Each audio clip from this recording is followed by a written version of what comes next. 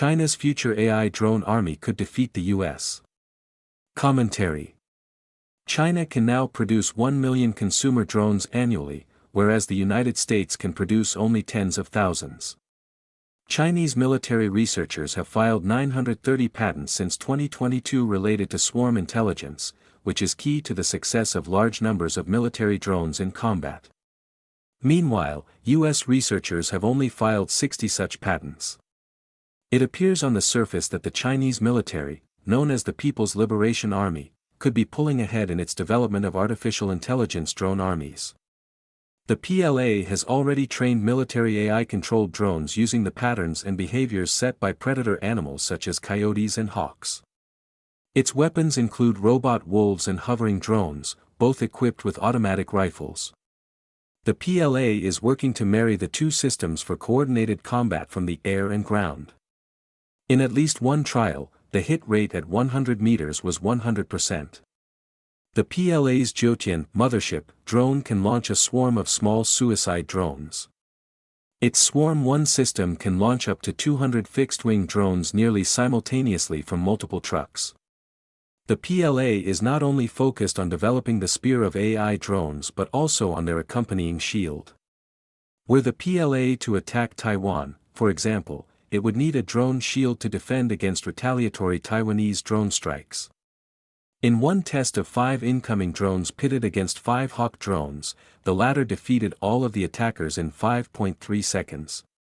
The PLA has also showcased a broad microwave weapon capable of sweeping across and defeating an entire swarm of drones.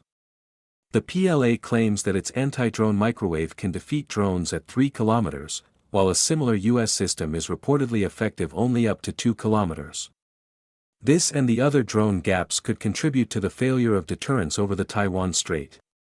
When combined with AI, China's drone swarms could give the PLA the edge it needs to take Taiwan, contain US forces in Asia, and then start imposing more military pressure on Japan, South Korea, and the Philippines. Chinese drones go for a quarter of the price of their US counterparts, making them highly competitive on international markets. China's robust drone and drone parts production gives it immense influence over countries like Russia and Ukraine, both of which depend on Chinese drones. Despite supposed Chinese export controls, the Chinese Communist Party is facilitating the export of drones to both sides in the war through front companies and transshipment countries. This is prolonging the war and weakening Russia and Ukraine as counterbalances to the CCP's long-term territorial ambitions in Russia's Far East.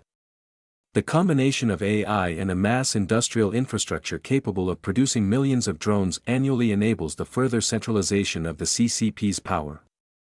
Whereas previously this centralization was accompanied by the problem of soldiers and commanders who did not feel capable of making independent decisions, the AI-drone combination transcends this weakness for the CCP's leadership. Xi Jinping, who leads the CCP, can theoretically set a military goal for AI and then allow it to rapidly direct his human and drone military to execute. Another risk is that the CCP's breakneck speed in developing AI systems is leaving safety considerations aside. That could lead to China's military AI going rogue and acting outside human control. This might lead to blowback against China or the entire human race. Inexpensive Chinese drone technology is already invading US markets and homes. It can be used for surveillance purposes, and potentially worse if a swarm of civilian drones were simultaneously hacked, for example, and used to pick up and drop off large quantities of fentanyl dust over a city. With the proliferation of the Internet of Things and mobile drone technology from China, the risks seem to be rapidly multiplying. China's influence in the United States is apparently part of the problem.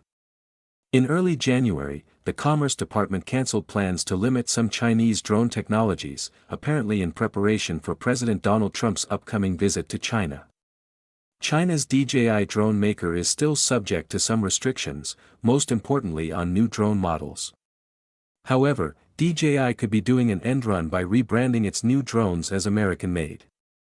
The United States and our allies in Europe and Asia should accelerate our defensive drone capabilities and consider how to democratize China or otherwise preempt the CCP before its drone armies get built and become too powerful.